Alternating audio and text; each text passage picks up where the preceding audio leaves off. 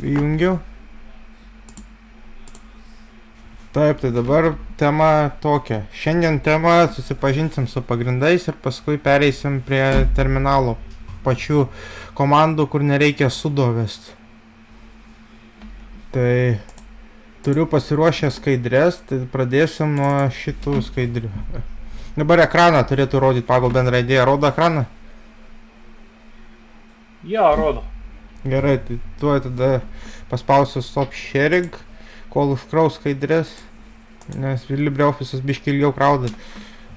Tai jeigu kils klausimų, tai iš karto žodžio klausk, vyks dialogo principų, kada laisvai, va, atidarė skaidrės dabar, vėl paspaudžia ekrano dalinimą, tai jauskis laisvai žodžiu. Dabar tą screen, hello, rodo skaidrės. Rodo. Gerai. Tai pradėsim nuo įžangos, pirmiausia apie tai, va tik tai 4 skaidrės, kas tai yra iš viso FOSS, tai yra rastas kompromisinis variantas tarp free and open source programinės įrangos. Free nėra tas, kaip jau sakiau, tada, kai jau kažkada pasakojau, kad nėra nemokama, kaip tiesiog nuo žodžio freedom. Ir open source yra į lietuvių kalbą išverstas neteisingai pavadinimas, nes išversta atviras kodas. Iš tikrųjų tai yra atviras šaltinis.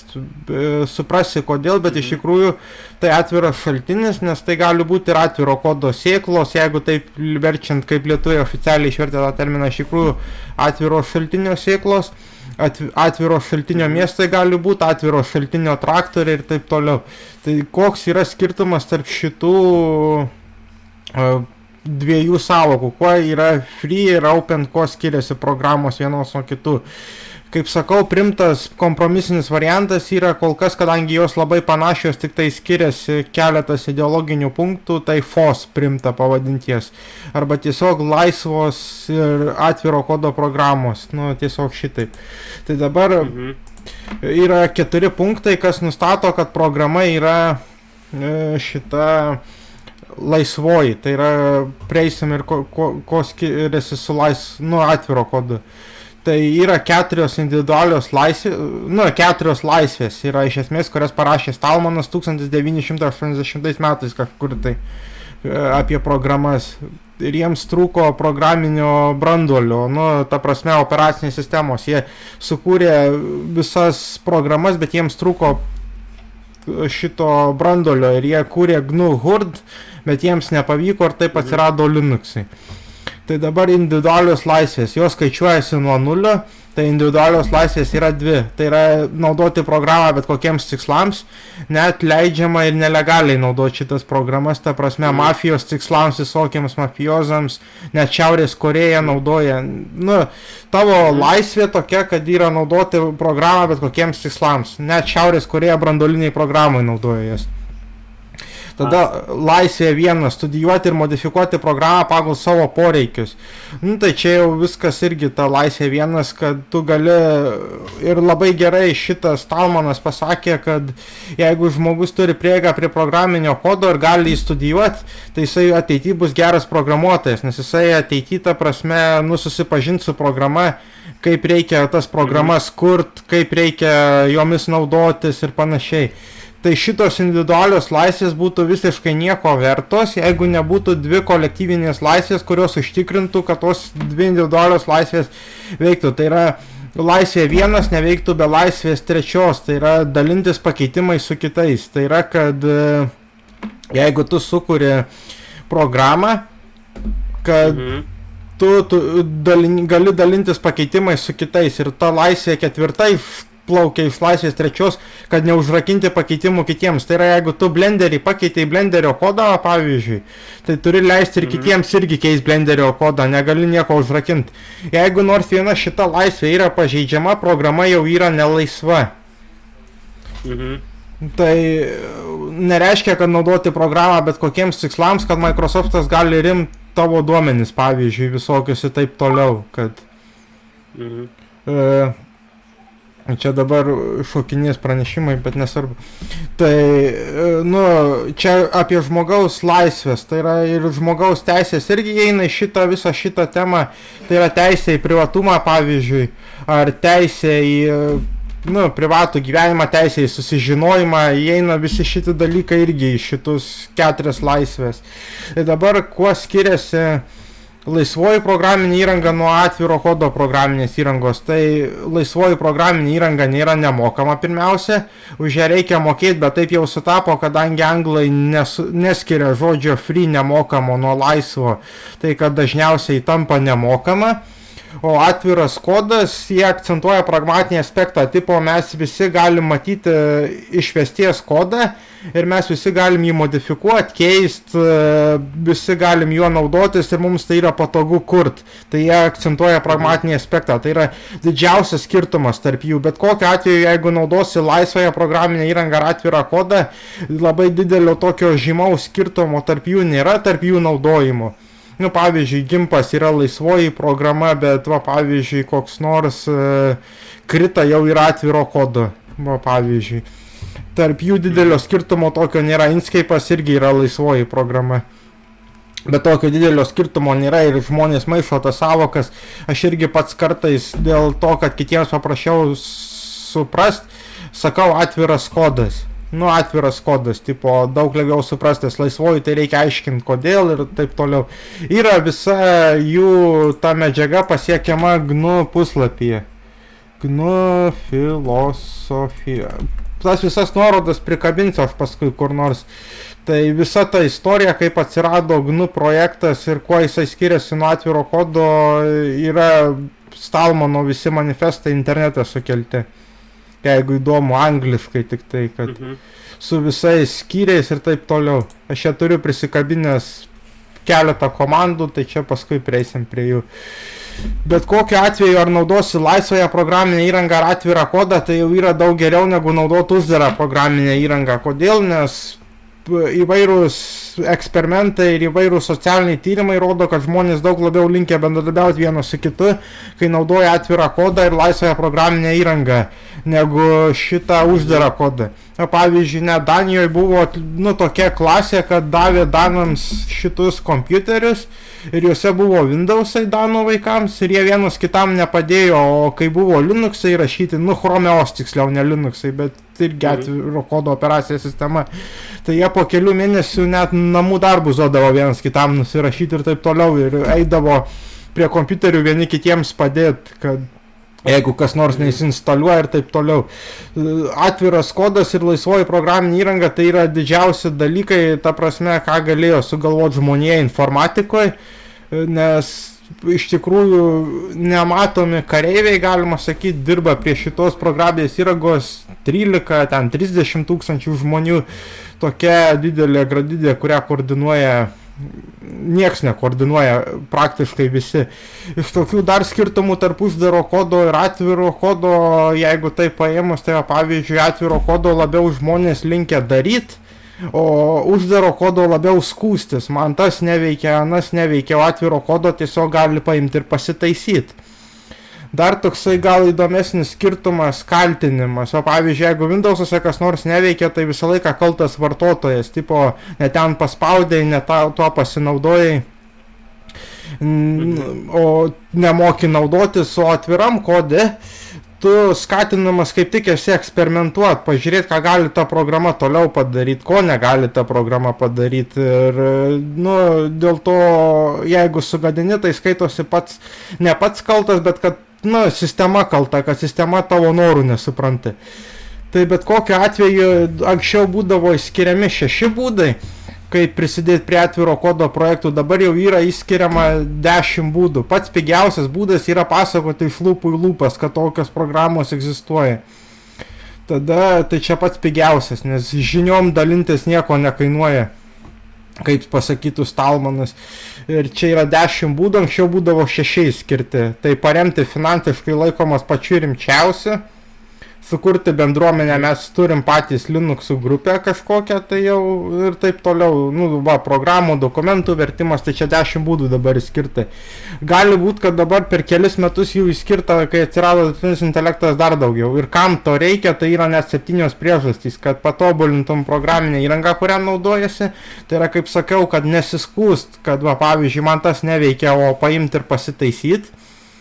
Tada, jeigu reikia mentoriaus, galima jį susirasti, galima išmokti naujų įgūdžių arba patobulinti turimus, tada dalyti savo įgūdžiais, nes kartojimas yra mokslo ir žinių motina, jeigu kartoji, ta prasme, dažnai tai pats nepamirši jau.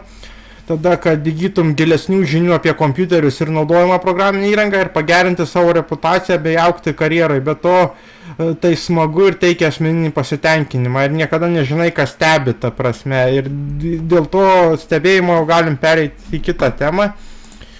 Tai yra, dabar, matosi, gerai.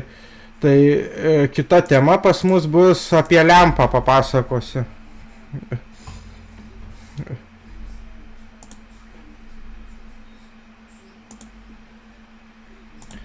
Entire screen, allow.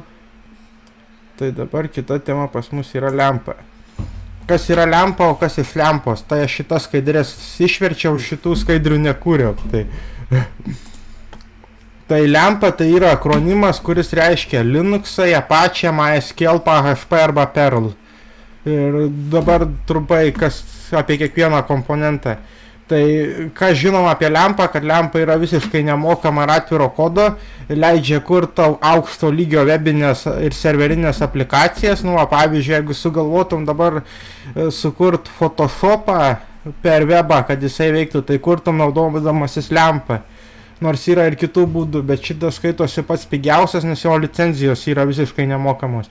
Ir dar vietoj PHP galima naudoti Perl, tai tas lempa P raidė tai gali būti arba Perl arba PHP.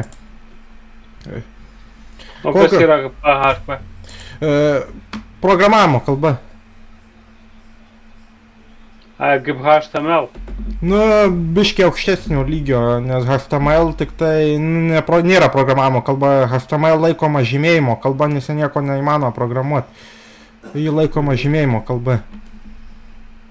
Tai dabar kokios technologijos naudojamos, kad galėtum kurti, tai pirmiausia Linuxai ir visas šitas yra paveikslėliuose, kad Linux like tipi, nu kaip indėnų palapinė, no gates, no Windows, Apache inside, nu tipo Apache serveris, kad...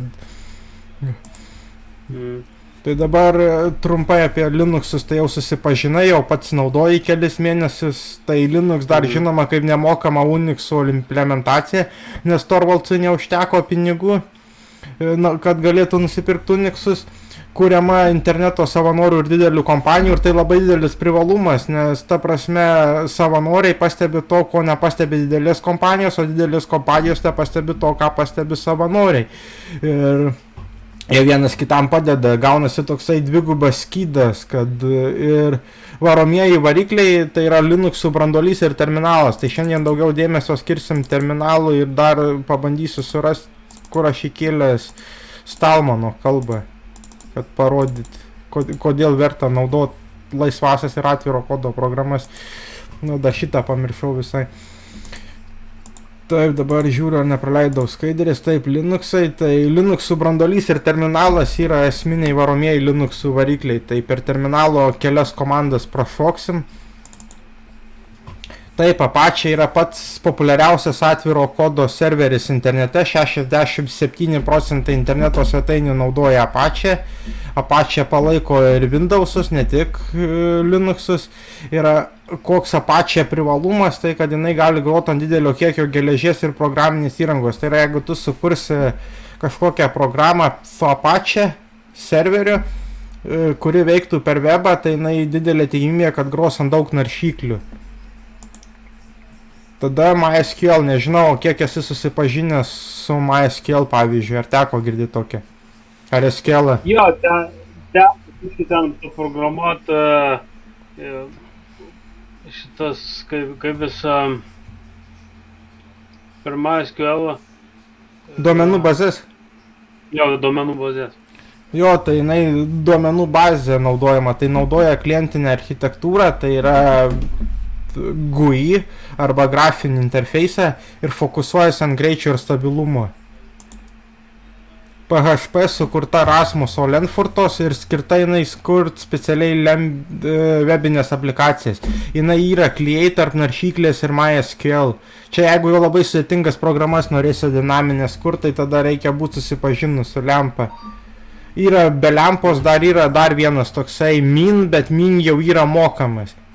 Lempa yra vienintelis toks dalykas, kuris, ta prasme, licenzijos nieko nekainuoja.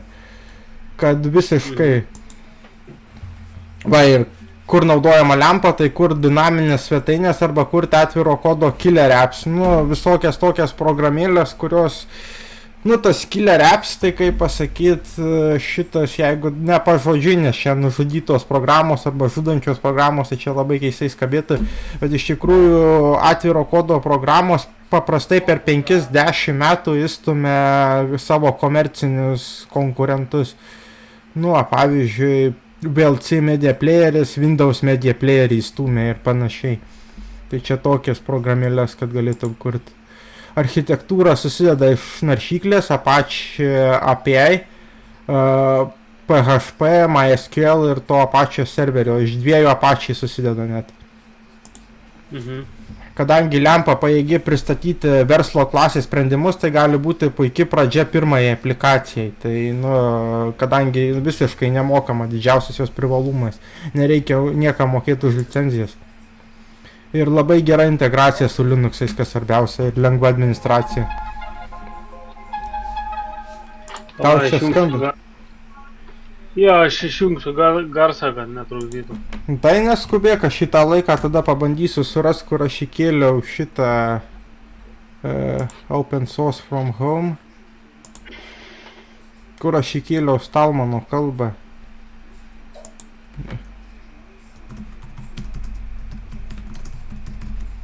Nes aš kažkur įkėliau, kažkur turėjau.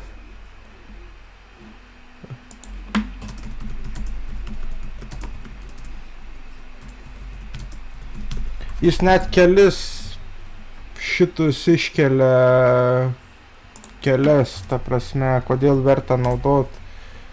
Turėjau Facebooką įkėlęs, turėjau į Open Source from Home įkėlęs. Tuoj surasiu. Pagal kanalą, taip. Šitas. Tuoj. Aš čia labai gerai šneka, ta prasme, ir savamoksliškai išmoko ispanų kalbą. Tai tuoj pašėrinsiu ekraną ir turėtų girdėtis.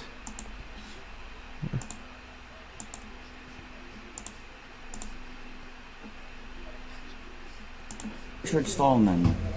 Hace 25 años lancé el movimiento de software libre. El software libre quiere decir el software que respeta la libertad del usuario y la solidaridad social de su comunidad. Los programas que no son libres son software privativo, es decir, privan de la libertad a sus usuarios y los mantienen en un estado de división e impotencia. División porque cada uno es prohibido de compartirlo con los demás, e impotencia porque los usuarios no poseen el código fuente del programa, es decir, no pueden cambiar nada, ni siquiera pueden averiguar lo que realmente está haciéndolos y puede hacer cosas muy malas. Que un programa este software libre quiere decir que el usuario tiene las 4 libertades esenciales. O čia va tie 4 dabar principai ir jisai trumpai papasakoja apie kiekvieną iš jų, kad geriau negu aš. La libertad 0 es la libertad de ejecutar el programa como quieras. La libertad 1 es la libertad de estudiar el código fuente del programa y cambiarlo para que el programa haga lo que quieras.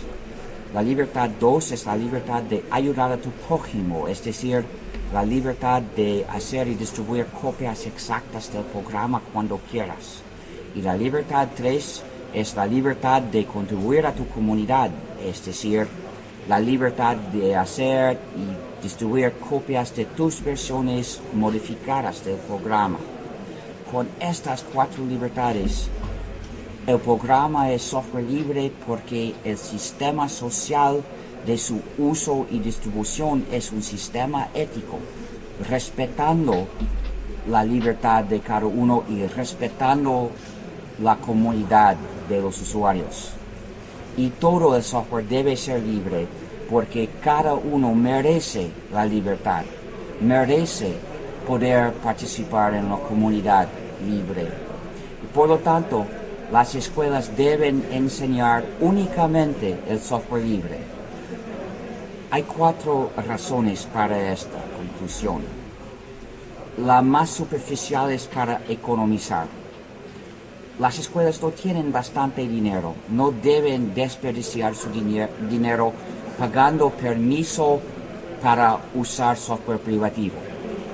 Esta razón es obvia, pero algunas empresas de software privativo suelen eliminar esta razón superficial regalando copias gratuitas o casi gratuitas de su software no libre a las escuelas. Y lo hacen para hacer adictos a los alumnos. Es un plan malévolo, es un plan para usar las escuelas como instrumentos de imponer una dependencia permanente a los alumnos. Si la escuela enseña el uso de este programa privativo, el alumno gradúa con la dependencia y después de graduarse no recibe más ofertas de copias gratuitas y probablemente trabaja en una empresa. La empresa para la cual trabaja no recibe copias gratuitas. Entonces, la empresa usa la escuela para enseñar una dependencia permanente a la sociedad entera. La escuela debe rechazar su participación en ese plan malévolo porque la escuela tiene una misión social de educar a la próxima generación como buenos ciudadanos de una sociedad capaz, fuerte, independiente, solidaria y libre. Solo se puede hacer enseñando el software libre. Las escuelas deben eliminar, borrar los programas privativos para instalar software libre. Pero hay otra razón más profunda para la educación misma de los buenos programadores, porque para aprender a programar bien necesitan leer mucho código y escribir mucho código. Para aprender a escribir código para programas grandes necesitan escribir pequeños cambios en el código de programas grandes. Todo esto es posible únicamente con el software libre. Solo el software libre permite la educación en la informática. Pero hay una razón más profunda aún para la educación en la ciudadanía, porque la escuela tiene la misión de enseñar no solo hechos, no solo técnicas, sino sobre todo el espíritu de buena voluntad y el hábito de ayudar a tu prójimo. Por lo tanto, cada clase debe tener esta regla. Alumnos, si traes un programa a la clase, no puedes guardarlo para ti. Debes compartirlo con el resto de la clase. Pero la escuela debe seguir su propia regla. Debe traer únicamente el software libre a la clase. Cada escuela debe migrar al software libre y enseñar únicamente software libre, porque cada escuela debe contribuir a dirigir la sociedad rumbo a la libertad y a la solidaridad social. Muchas gracias. Ir dabar yra šitos visos anksčiau programos būdavo licencijuojamos pagal GPL, tai yra GNU General Public License, bet dabar, kadangi jinai paseno, tai naudojama Creative Commons licencija CC 2 raidės, kūrybinio dalymosi. Ir šitie žmogeliukai visi pasako, ką galima daryti. Pavyzdžiui, lygybės ženklas leidžia, kad galima juo dalintis laisvai. šitas nekomerciniam naudojimui ir panašiai. Tiesiog įvedus į Creative Commons įėjus, tai galima pasirinkti licenzijavimą. Yra licenzijavimo įrankis toksai ir pavyzdžiui programas ar savo licenzijos tools. Pavyzdžiui, įvest our chooser, įvedi, ką nori, kad leistų daryti tą licenziją. Jeigu nežinai, suvedi visus savo darbo duomenis ir tau priskiria licenziją ir tau reikia ją tiesiog uždėti čia. Tai dabar tiesiog pakeitė ir man labai patinka ir šitas video, ta prasme, aš jį žiūrėčiau, čia yra mano mėgstamiausias video iš viso interneto, koks tik tai egzistuoja. Ir man patinka labai Creative Commons šūkiai. Jie keičiasi kas kažkiek laiko, bet beta sharing brighter future, arba sharing is caring, arba šitas buvo neseniai, kai daliniesi laimi visi. Nes iš tikrųjų, kai pagalvoji, nes atviras kodas tai tokios šiokios dalybos, tai kai daliniesi, tai tikrai gaunasi, kad ir pats kažką palieki, kitam kažką palieki ir toks, ir tampi grandinės dalim tokia. Tai dabar svarbiausias dalykas, kadangi kodėl mes susipuolėm Linux'u šitai, ta prasme, kodėl nuo Linux'u, kodėl lempa ir taip toliau. Nes Linux'ai yra atviro kodo pionierius. Jeigu ne Linux'ai, tai nebūtų išplitusios atviro kodo programos. Galim pabandyti dar tokį pratimą pažaisti. Kokias atviro kodo programas žinai, va, pavyzdžiui, pabandyk pavardinti, aš pasakysiu, ar atviro kodo ar ne. CSS. Tai čia ne programos, čia programavimo kalbos. Ai, programos? Ai, tai Blenderis. Taip. Krita. Taip. Šitasgi, kaip jis, LibreOffice. Jo, LibreOffice tai kaip tik, kadangi atsirado šitas labai, maišalinė anglų kalboje tarp free ir freedom, tai free office'as iš pat pradžiai jisai vadinosi tipo nemokamas, bet paskui jį pervadino į LibreOffice, nes Libre kai kuriom kalbom suprantama kaip laisvas. Tipo laisvas office'as, o ne nemokamas, kad už jį mokėti nereikia, jis taip ir sutapo, kad šitą nemokamas, bet, kad suprastų žmonės, apie ką kalba eina, kad kalba eina apie nekainą. Iš tokių žinomesnių programų 7zip teko girdėti? Girdėjau. VLC? VLC, ne. Ai, tas muzikos leistukos. Jo, Kūgis tas. Jo, jis ir video gali paleisti ir tokių dar įdomesnių spatial media. Inkscape'as, taip. Tikrai Inkscape'as.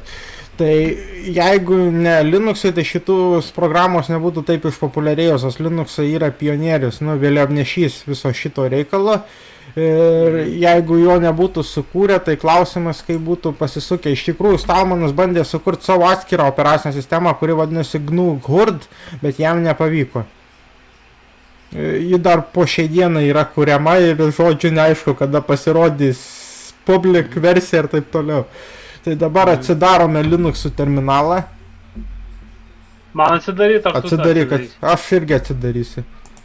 Abudu atsidarom. Start screen sharing. Čia kiekvieną kartą reikia pasirinkti, kad nori entire screen. Atsidarei? Ir dabar nežinau, man atrodo, kad Mintė yra pagal defaultą instaliuota Inksį, pabandom. Inksį F. Ką jinai parodys, tai šitą komandą parodo visą informaciją apie kompiuterį. Va šitaip. Inksį F.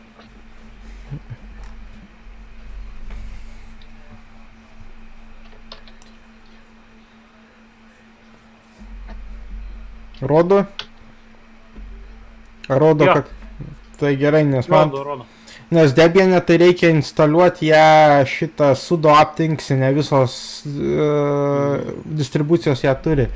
Tai dabar ją galima naudoti, ta prasme, inksi full, bet dar pasirodo, kad yra inksi basic. Ir yra inksi basic, reikia nemaišyti su inksi battery, tai yra mažoji B raidė.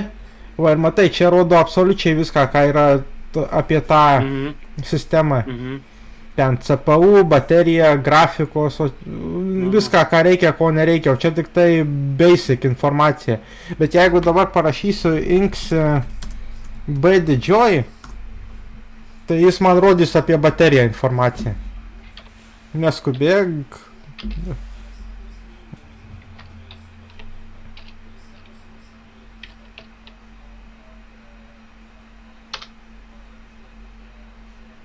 Apie bateriją rodo. Jo, bet aš parašyta, kad no system battery data found, it's not present. It's on present. Nu, Klausimas is on present. tai paieškosim, tuoj palauk, pasakyk, kaip klaida vadinasi. Data, system data, battery not present, system data. No system data found is on present. Not system data found. Tai matai, pas mano stalinis kompiuteris. Ai, tai jo, ant stalinio taip, čia turėtų ant nešiojamo. Ant nešiojamo tada rodyti. Tai yra ir daugiau specifikacijų, inksi tuoj parodysi. Čia pagrindinės inksi komandos ir tai yra turtingiausia iš visų šitų panašių programų, turtingiausia, ką gali parodyti kokią informaciją apie kompiuterį. XS, o pavyzdžiui, tai tada rodytų informaciją apie sistemą XS. Va, kad dabar pas mane groja Cinnamonas, Linux Mintas 22 Zara.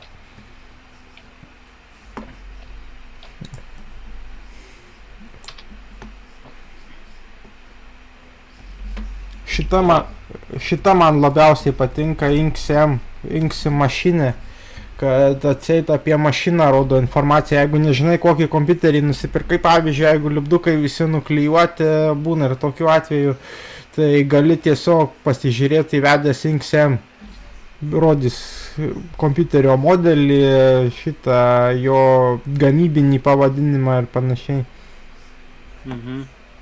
Tada galima pasižiūrėti CPU ir GPU informaciją visą ir taip toliau. Tai aš prikabinsiu kur nors tau šitas visas nuorodas, kad galėtum savo pasižaisti. Iš čia labai daug. Tik tiek, kad aš dar neįvaldęs, kad galėtum kelias specifikacijas vienu metu, bet pabandom inksi, tarkim, baterį ir inksi C. Tai rodo ir baterija ir CPU, gerai, tai tada gali iš karto kelias specifikacijas naudoti vienu metu, vieną po kitos įvedę. Nu ir dabar pasižaisim tokį žaidimą, va sugalvojau, tiksliau radau labai fainų, juokingų komandų Linux 13. Pavyzdžiui, traukinį pasileisti. Tai tau dabar kaip instaliuot programas, tai per aptitude. Tai yra, tau reikės rašyti sudo apt install SL. Va šitą tau komandą dabar reikia parašyti. Aš to paaiškinsiu. Apt, jo tarpas, apt.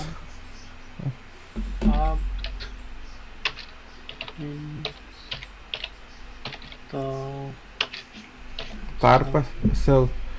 Steam lokomotiv išvertus, ta prasme garinis lokomotyvas ir tiesiog parašus SL turi dabar važiuoti traukinys. Aš irgi parašysiu.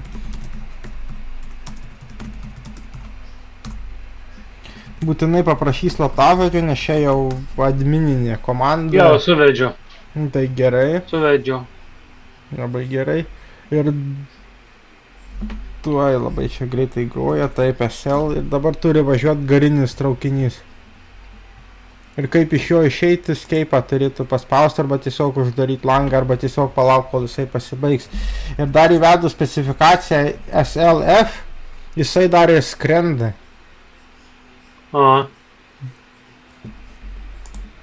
Tai yra tokių, va, šitą labai dažnai naudojama, bet man labiau patinka sudo apt install Hollywood. Tipo kaip Hollywoodas, tuoj parašysiu aš kur nors arba į Messengerį, kad galėtum ją nukopijuoti arba parašyti. Arba matai čia. Hollywood iš mažiosios. Aha, neturi skirtumo, bet galima iš mažosios.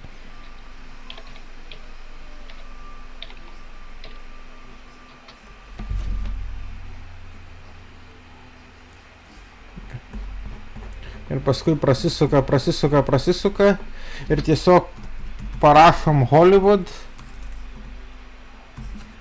Ir terminalas išprotėja, jį labai dažnai naudoja šitą komandą per hakinimo filmus. Praktiškai beveik visuomet per hakinimo filmus ją naudoja.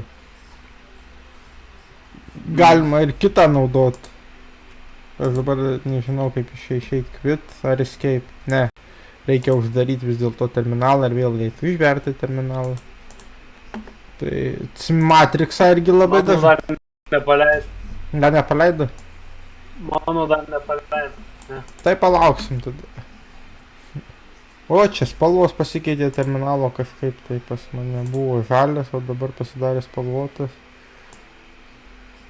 Nesvarbu, svarbu, kad veiktų. Hollywood.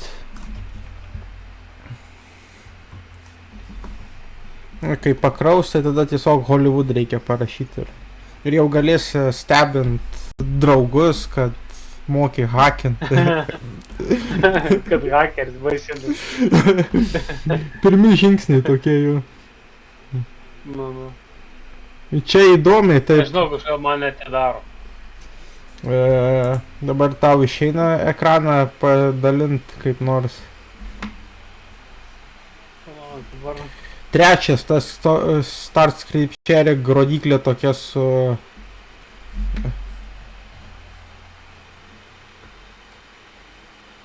Kvadratas rodiklė tokia, Start Script Sharing. Ar nėra? Ne, nematau. Kurio vietą turi būti pabačioj? Nu, šoka toksai pop-up meniu, nu, kaip vadina angliškai, šoka tiesiog meniu ir... Mikrofonas, kamera ir paskui tas trečias jau yra. Mikrofonas, kamera.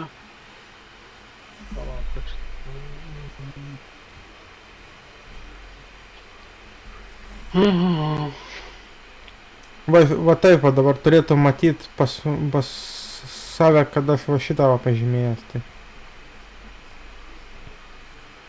Ai va. Radai? Aha. Kas paus? Pažiūrėjau. Matai dabar? Ne. Matai? Ne.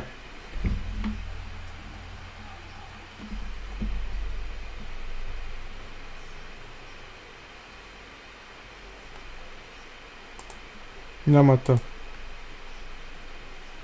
Langas.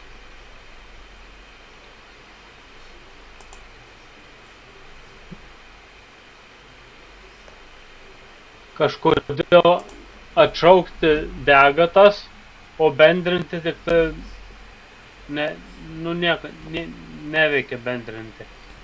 Nu tai aš atsiųsiu vis tiek filmuotą medžiagą, tai galėsi pasibandyti, patikrinu, ar aš tikrai filmuoju ir jau 38 minutės filmuoju gerai. Tai, nes yra pasitaikę atvejų, kada nenufilmavo. Tai čia tas komandas irgi atsiųsiu, ta prasme galėsi pasibandyti, man va tokios va X-Eyes patinka, yra Eyes ir yra X-Eyes, tai X-Eyes seka pagal pelės, ta prasme vyzdžiai akies seka. Tada įspyko, nebandžiau, Toilet nebandžiau, X-Kausiai spalvotas yra, o Kausiai yra nespalvotas, gali visokias frazes karviai uždėti, arba gali tuks parašyti specifikaciją ir tada pingvinas iššoks, arba drakonas, va, kaip čia. Tai va tokie pirmi žingsniai. Svarbiausia bent lokomotyvas pasileido. Tai dabar ką čia dar galim gero parodyti. Su sudo. Taip sakiau, paaiškinsiu sudo specifikaciją, ką reiškia. Tai apt aptitude kitose distribucijose yra kitaip, pavyzdžiui, Fedoro yra RPM arba DNF rašosi. O Archie Pacmans, tuoj parodysiu, Pacman.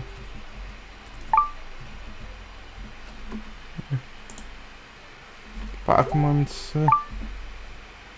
Vėliau. Pacmans. Vėliau. Nu, va. Pacmans. Tai čia ant Archo, o ant Fedoros DNF. Tiek, kad čia nerodo. Pacman? Nu, tai čia... Mažosios, ne? Ne, tau nereikia rašyti, nes jeigu rašysi šitas dabar komandas, o pavyzdžiui, ant Debiano rašysi, kad nori instaliuoti Archą, tai sulaužysi... Pas mane mintas. Pas tave mintas, Pas mane mintas dabar. Tai sulaužysi tą prasme distribuciją. Jeigu distribucija yra APT naudojama, tai tada jeigu naudosi kitą, tai tada sulaužysi. Aišku, yra toksai paketas, kuris vadinasi Alien. Tai leidžia RPM paketus konvertuoti į APT kalbą, kad būtų galima instaliuoti, bet Archo į Mintą Ubuntu Debiano neinstaliuosi, pavyzdžiui. Mhm. Tai šita specifikacija tai tiesiog rodo sudo super user do, tai yra run as administrator Windows'ose, tai yra paleisti administratoriaus teisėmis. APT tai yra gali būti ir DNF, jeigu naudosi Fedorą. Šiaip tai Fedorą dabar daug kas giria, net aš užsimaniau pabandyti vieną kartą bent atsidaryti, pasižiūrėti, kas ten yra. Juolab, kad ypač labai gera integracija, girdėjau Fedoros KDA su Windowsiniam programom. Ta prasme, kad gali Windowsus pasileisti per virtualią mašiną tokią, bet, integruoja ne kaip per VirtualBox'ą, bet kaip native paskui veikiant Linux'u, gali įkopijuoti, iškopijuoti iš tų programų, kelt failus visokius ir į meniu va šitą įsikabina programos. Ir čia netgi užsikabina programos. Visiškai veikia kaip native. Tai šita specifikacija reiškia sudo, tai yra paleisti administratoriaus teisėm APT, aptitude. Pilnas pavadinimas yra, bet mes rašom APT. Dar senesniam parašyme yra sudo apt-get, bet jis senas, bet irgi galioja. Ir paskui install, tai yra ką nori daryti. Gali būti nebūtinai install, gali būti remove, gali būti purge. Purge tai yra pilnas instaliavimas, remove tai tik tai tam tikrų failų. Sakei, vis tiek eisi anglų kalbos kursus, ade? Jo. Tai tų tokių pradinių žodžių reiktų mokėtos pradinius žodžius, nes iš esmės jie iš anglų kalbos paimti ir programavime ypač labai šitą viskas iš anglų kalbos paimta. Tai labai rekomenduoja bent jau turėti anglų kalbos pradmenis ir kiek aš žinau, kurie net nekalba angliškai, irgi tuos programavimo žodžius, šiokius tokius move, copy, žinai, tuos pačius paprasčiausius, kad... Move, cut, move, copy.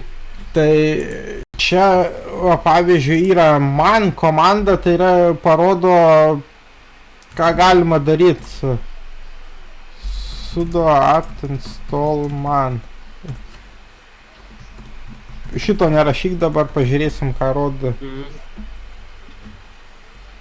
Va dabar matai sudo apt auto remove, tai dabar įvedu, kad jis automatiškai ištrina nereikalingus jau paketus, kurie yra jau visiškai nereikalingi sistemai, kurie jau yra pasenę, nenaudojami, kurių nenaudoja programos. Ir tai yra labai geras dalykas, nes kuo mažiau paketų yra instaliuota ant sistemos, bet kokios Windows'ų, Mac'ų, tuo jinai stabilesnė yra. O kuo jinai stabilesnė, tai tuo mažiau virusų, tuo mažiau strigimų ir panašiai. Tai, tas visas nereikalingas visuomet reikia ištrinti, ko nenaudoti, tas visas programas. Dar aš čia bairį girdėjau, irgi juokiausi, bet per daug nekomentavau. Čia buvau pas klientę vieną Birštone, sakė jai technologijų guru jau, kad reikia naudoti skirtingas naršyklės bankui, skirtingas naršyklės ten Facebook'ui ir taip toliau. Aš sakau, aš nežinau, aš naudoju kitą sistemą ir tuo pasibaigė mūsų kalba. Bet va, pavyzdžiui, jeigu aš naudoju Saitino programą ir aš naudoju kokią nors naršyklę, kuri palaiko izoliuotą profilį, čia atsiranda izoliuotas profilis ir aš paspaudžiu čia ir jinai turi tik tai savo langą ir jinai negali prieiti prie kitų puslapių. O pavyzdžiui, Facebookas labai mėgsta rinkti duomenis iš kitų puslapių, tai jeigu uždedi izoliuotą profilį, tai negali jisai. Tai tokį girdėjau. Tai dabar pažiūrėkim man. Ne. Turi rodyti visas specifikacijas, žodžiu, bet aš turbūt nežinau tiksliai komandos. Turi rodyti visas specifikacijas, pavyzdžiui, help, sudo apt help, sudo apt remove, sudo apt purge. Ir tada specifikacija, ką daryti su programa, tai čia šiuo atveju SL, nu, pavyzdžiui, galim ištrinti SL programą, tai sudo apt remove SL. Pavyzdžiui, dabar jinai mums daugiau nebereikalinga. Aš dabar nežinau, slaptažodį įvedžiau, gerai įvedžiau. Ir paskui paspaudžiu T arba I, nesvarbu T arba I, nes yes angliškai, o lietuviškai taip.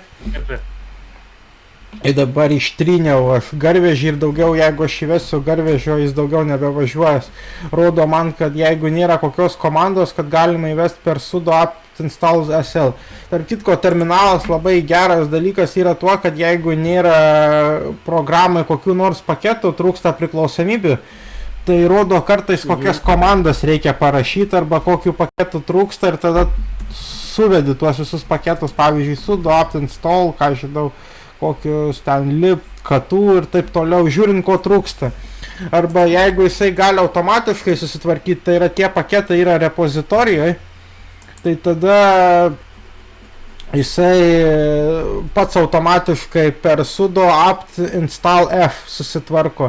F su brūkščiuku reikia rašyti, bet nerašyk dabar. Tiesiog viską, kur dabar mūsų paketų tvarkyklė. Anksčiau tai būdavo Synaptic įvedas, o dabar žiūriu, kad nėra. Tuoj pažiūrėsiu, greitai permesiu akim. Administravimas, ekstopas. O klausyk, ant atviro kodo yra kokia nors panašiai į AutoCAD-ą? FreeCAD-as. FreeCAD-as? Aha. Irgi Autodesko, ne? Ne. Savanorių kuriamas visiškai. O toksai va. Parametrinis. Ir palaiko ir va, brėžinius, ir 2D režimą, ir 3D. Aš nemoku jo naudotis, nes jis man biškai per sudėtingas. Bet viską tą patį turi. Dabar jau paskutinės versijos žymiai pagerėja, nes pirmose versijose tai trūkdavo.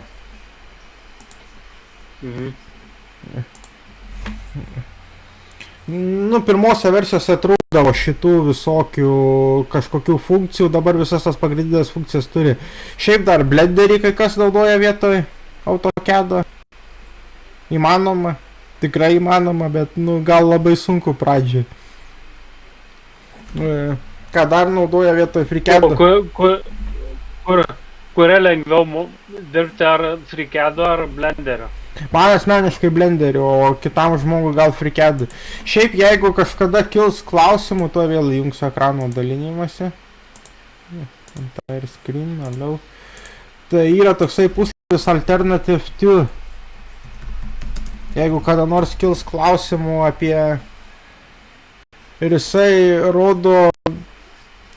Įvedi kokią nors programą, pavyzdžiui, dabar įvedam AutoCAD. Autodesk AutoCAD. Ir jisai parodo alternatyvas ir net su atsiliepimais ir dabar jau kai kuriuose šalyse labai svarbu iš kokios šalies kilę. Nu, pavyzdžiui, jeigu iš Europos Sąjungos, tai dabar Europos Sąjunga pradėjo tokį Digital Sovereignty projektą, skaitmeninio suverenamumo, kad kuo labiau atimti iš amerikietiškų kompanijų galę, perimti visas tas programas ir jas perkelti į Europos Sąjungą. Nu, pavyzdžiui, vietoj Windowsų naudot Linuxus, kas sukurta Suomijoje, vietoj šito Photoshopo naudot Gimpą, kas sukurta ten kokio Ispanijoje ir panašiai. Tada dar va yra LibreCAD-as, va visai pamiršau, yra toksai LibreCAD-as, va taip va jisai atrodo. Kuris geriau, Libre ar FreeCAD? FreeCAD-as geriau. FreeCAD-as panašesnis į AutoCAD-ą, va šitaip atrodo jisai. Jo, dabar matau. Tada mokamas yra, bet tik tai Mac'ui ir Windows'ui Drive saitas. Va matau dabar, kad yra toksai. Tada SketchUp'as, bet jisai mokamas ir yra tik tai Windows'ams, Mac'ui ir online'inė versija. bet jisai mokamas ir jau visi kiti bus jau uždaro kodo. Net rusai turi nano kedą kažkokį, tai bet tik tai Windows'ą. Ai, va, dar vienas yra atviro kodo OpenSCAD'as, bet aš irgi nemoku jo naudotis, bet jisai labiau per programavimą. OpenGL, man atrodo, ar kažkuo tokio, kad... Ir čia, kas dar gerai yra, kad dar surašyta, per kur gali atsisiųst. Tai va, pavyzdžiui, jeigu čia Linux BSD per Portable Apps arba FlatHub'ą, tai tau net nereikėtų mano pagalbos, o pavyzdžiui, per FlatHub'ą siunčiantis, arba čia va per FlatBG. Nes tiesiog įeisi čia į programų tvarkytuvę. Čia jau kitos savybės, ta prasme, kas Linuxą daro Linux'u, čia jau visai atskira kategorija, aš per daug dabar nesiplėtoju, kas daro Linuxą, tai va Flatpak. Bet kad Mintui nereikėtų integruoti Snap'ų, kuriuos integravo Ubuntu, jie integruoja Flatpaką. Tai yra sandboxintas programas ir va, ir jeigu įvesi,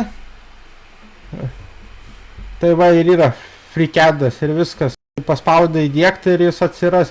Ir kiek, kad ant Debiano, pavyzdžiui, mačiau, kad sutvarkytas šitas, kad jeigu programa užima tik tai 300 MB, tai jinai užims 2-3 gigus ant kompo per Flatpaką, nes Flatpakas instaliuoja ir visas priklausomybės ateinančias su programa, kad nereikėtų vargt. Bet čia aš jau apie kitas savybės, kas Linuxą daro, Linux'u tai jau papasakosiu, bet jau dabar nėra tokio didelio skirtumo, kaip būdavo anksčiau, prieš kokią 10 metų, nes visas tas funkcijas Windows'ai perėmė. Windows'ai, Android'as, va visi jau pripratę prie Android'o, o pavyzdžiui vienas tokių, tai kad Linux'ai patys pirmieji traukė programų repozitoriją, nu tipo parduotuvę, kur viskas nemokamai. Kad iš kur gali siūstis programėlės ir taip toliau, kad būtų saugiau naudotojai, kad nereikėtų siūstis internete iš neaiškių puslapių. Ir čia labai daug, va, pavyzdžiui, jeigu HTML programuoji, tai gali, nu neprogramuoji, bet žymi, tai gali naudoti Obsidianą, va tokį, va.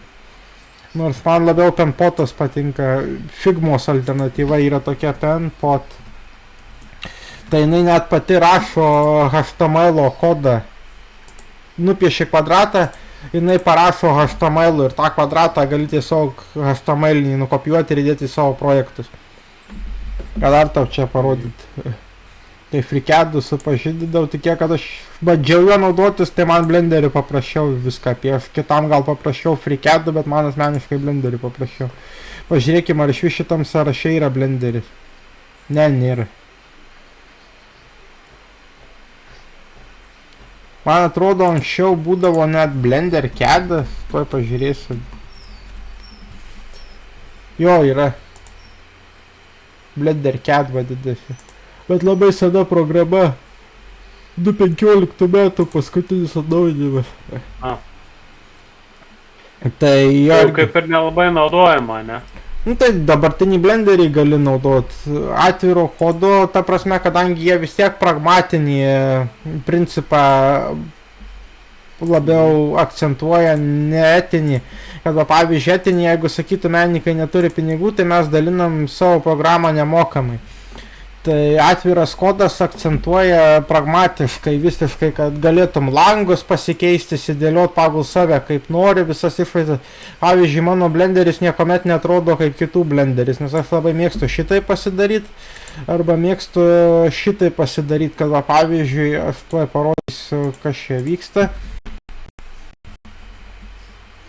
Nebūtina iki galo, bet va, pavyzdžiui, jeigu eisiu į kompozitorių, tik aš backdropą mėgstu išjungti, šį kartą neišjungiau, tai aš galiu žiūrėti per čia. Na, čia tiesiog įsistomi šonį langelį, pasidarai image editor ir taip toliau.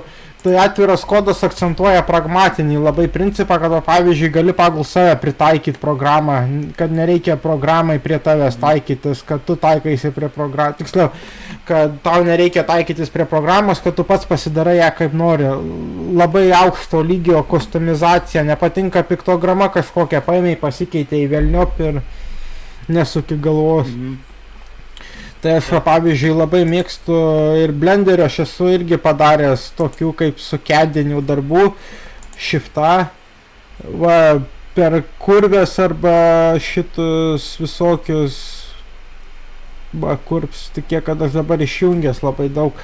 Aš daugiausia dabar paskutinį metu naudoju kaip video redaktorių.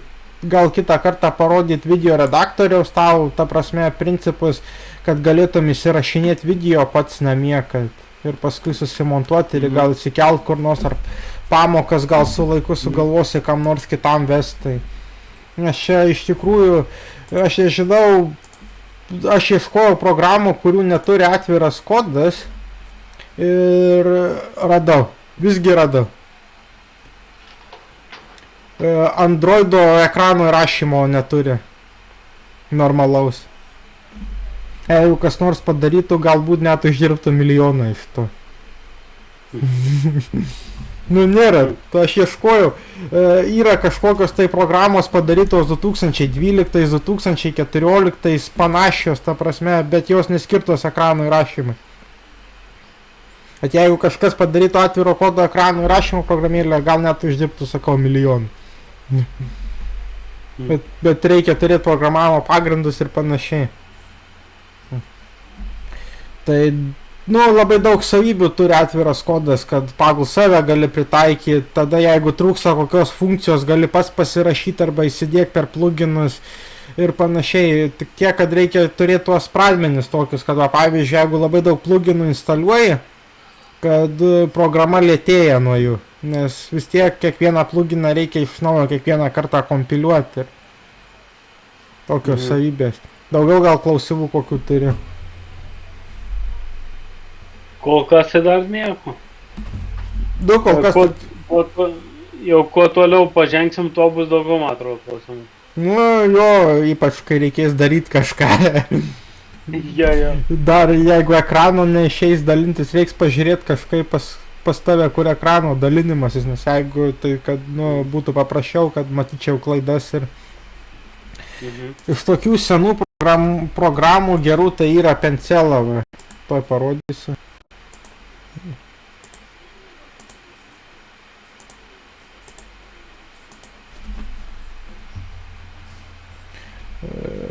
Ir va tokia va programa skirta specialiai pamokų vedimui. Tik tiek, kad aš dabar jos neįsirašęs. Kad gali tekstą rašyti, gali formas piešti visokias rodiklės, žymėti ir viskas įsitrina, arba gali padaryti taip, kad netrukdytų tuo momentu ir panašiai. Ir, nu, vadina šveicariškų peilių mokytojams, bet jinai jau kiek metų nekuriama, nuo paskutinė versija 21 metais išėjus. GitHubas, va, aš pasimokysiu pats irgi GitHubų naudotis. Kažkiek moku, bet nemoku sukelt failų savo, kad rodytų, kiek kokios kalbos naudota. Nu, kiek kokio parašymo naudota, nes HTML-as nėra programavimo kalba, HTML-as yra žymėjimo kalba. Čia visa versijos, tik kiek, kad dabar daug kas išbėga iš GitHubo į GitLabą. Todėl, kad Microsoftas uzurpavo visiškai ir bando integruoti dirbtinį intelektą, arba pavyzdžiui, dabar buvo tokia baika, nu, atviro kodo programose žinai, kas vyksta, nes visą laiką paskelbė, va, pavyzdžiui, išėjo tokia versija, radom tokį bugą, nes vis tiek visi mato 1000 žmonių, va, pavyzdžiui, 1000 akių principas, vis tiek, kas supranta, peržiūri. Vis tiek tuos visus logsus vadinamus, tuos visus bugus, vis tiek kažkas peržiūri. O uždaram kode reikia laukti malonės kompanijų, ar paskelbs, kad tavo duomenys nutekino kažkas, ar kad pavogė, ir jie kartais nepaskelbė. Ir va, pavyzdžiui, nepaskelbė dabar Microsoftas tokio dalyko, kad įdegė kopilotą į GitHubą. Ir iš GitHubo buvo galima nutekinti duomenis užrakintų repozitorijų ir taip toliau ten, žodžiu, iki tokios fantastikos. Nu, ne užrakintų, bet slaptų repozitorijų. Kur tik... Paslėptų, vadinama. Jo.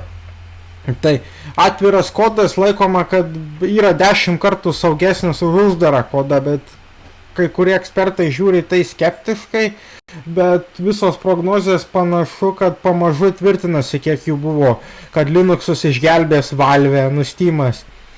Kad išskyrus dar viena prognozė, kad, dabar irgi pildosi, kad tipo gameriai pirmiausia sušoks į Linuxus, pamatys visi kaip gerai ir tik paskui gamerius sušoks visi kiti. Tai šita prognozė irgi pildosi. Tik tiek, kad ne visus dar žaidimus gali žaisti ant Linuxo padoriai. Tai. Jo. Bet jau radosi tokie konteineriniai būdai kaip WinApps arba šitas WinApps'e mažiau informacijos, reikia daugiau būti ekspertų, kad pasidaryt. Bet gali kai kurias jau Linuxų programas leisti tiesiog įsirašęs Windows'us ant Linux'o. Ir taip atėjom iki vienos prognozės.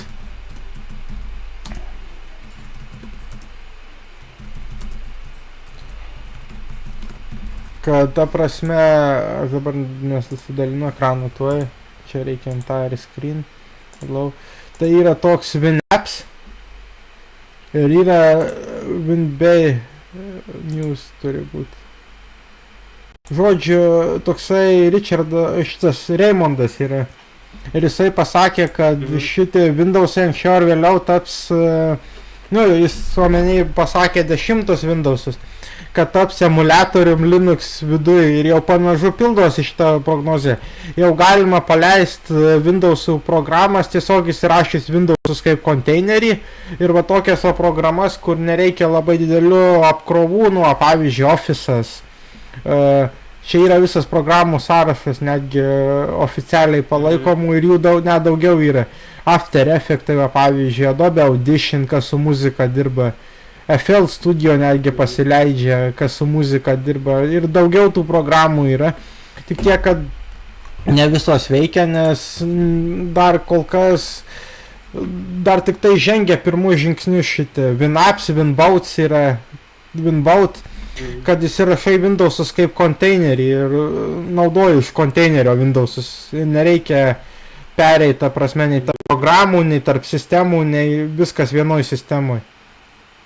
Man WinApps labiau patinka, nes WinApps nereikia 16 gigų ramų, užtenka šito 1 gigo ramų WinApps'e, o per WinBout 16 gigų ramų net reikia. Tai WinApps skaitosi kaip ir viena iš distribučių Linux? Ne, kaip Windows'ų konteineris.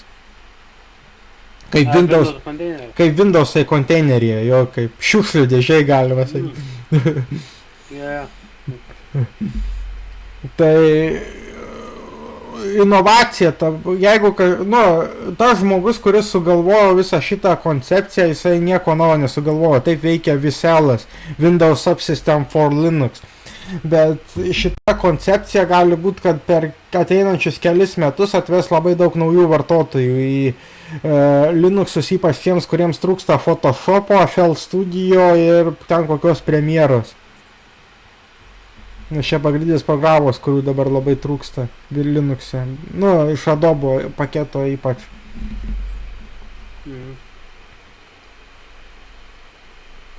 Taip, tada aš čia galiu parodyti. Tai jau kitų parodysiu jau daugiau kitų kartų, ta prasme, daugiau papasakosiu teorijos. Kodėl teorija svarbu, nes kiti aiškina, kad turi būti 70% praktikos ir 30% teorijos, tai čia bus 70% teorijos ir 30% praktikos kaip vairavime, kad numatyti visas galimas situacijas, pasiruošti. Pavyzdžiui, apie ugnesinę galiu trumpai papasakot, firewall, užkarda yra.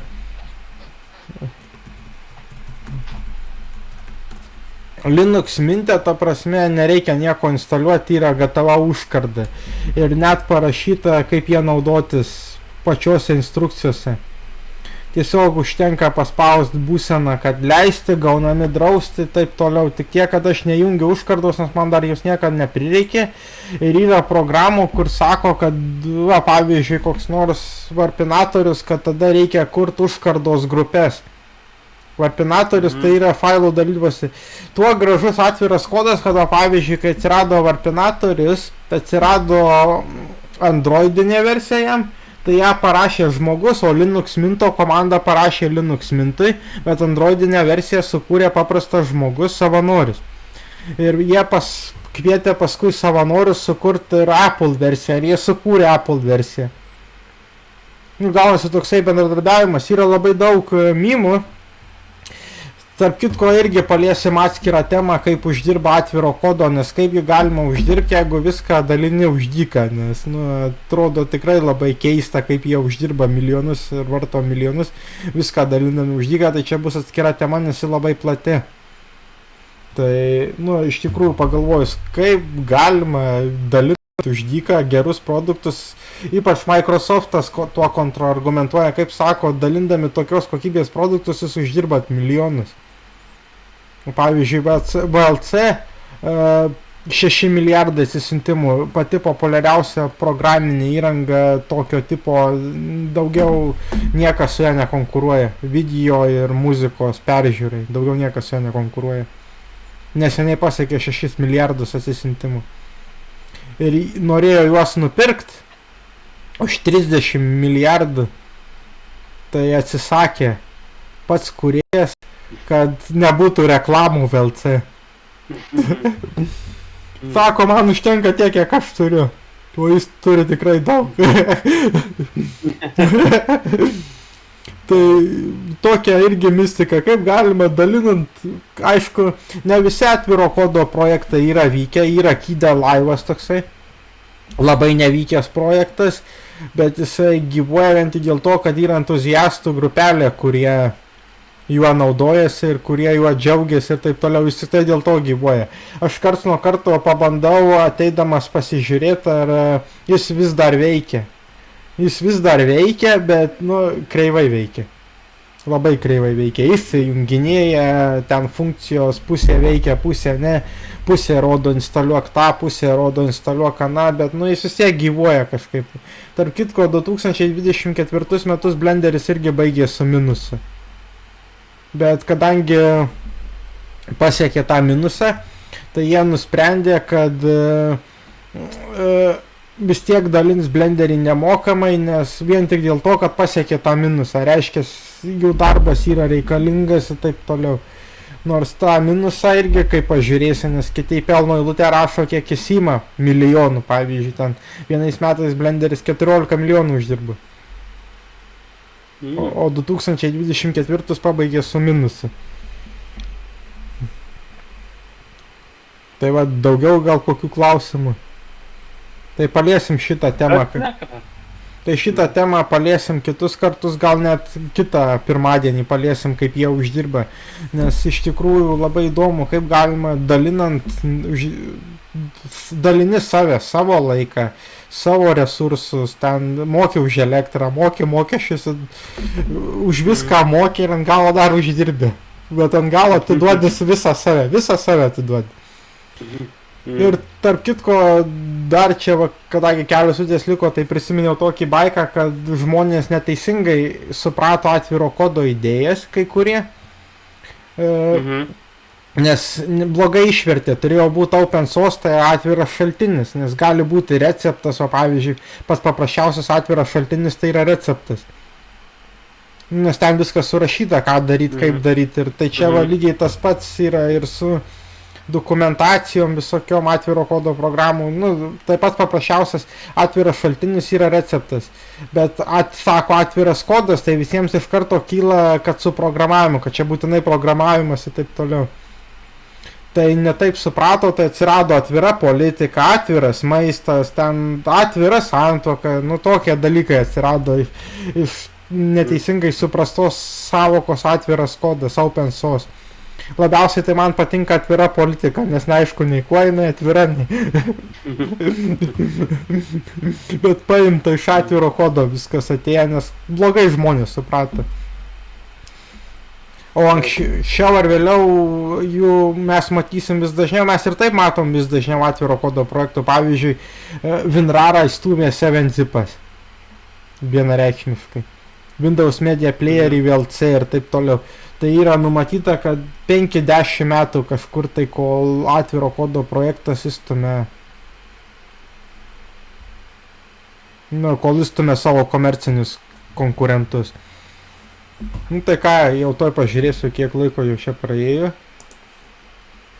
Jau valanda. Nu tai va. Tai jeigu turi dar kokių klausimų, jeigu neturi, tai tada jau galim pabaigti. Gerai, tada tai kitą pirmadienį. Kitą pirmadienį, taip, tai tada aš dabar įkelsiu į Google diską ir atsiųsiu tau, ką nufilmavau. Gerai.